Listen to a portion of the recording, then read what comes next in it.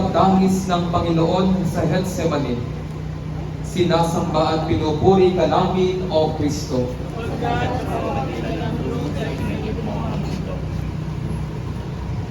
Ang mabuting balita ng Panginoon ayon kay San Mateo. At isinama sila ni Jesus sa isang lugar na tinatawag na Getsemani. Sumito muna kayo. Nananalangin na ako sa dako roon. Opo, Guro. Dumito muna tayo at magpahinga. Ang puso ko'y tigib ng hapis. Halos ikamatay ko. Ipagpuyat kayo at manalangin kasama ko. Ama! Ama ko! Kung maaari, ilayo mo sa araw paghihirap na ito. Gayunman, huwag ang kalooban ko, kundi ang kalooban mo mangyari.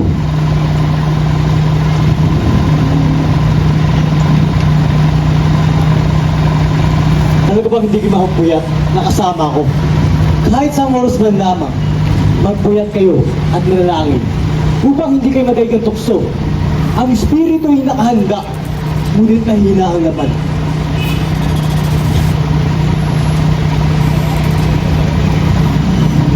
Ang kalooban mo.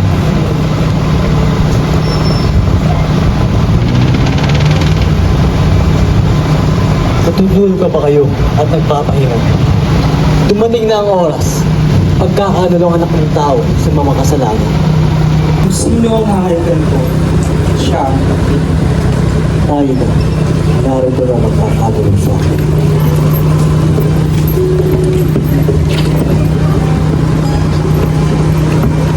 Sinong hinahanap ninyo? Jesus na Nazaret.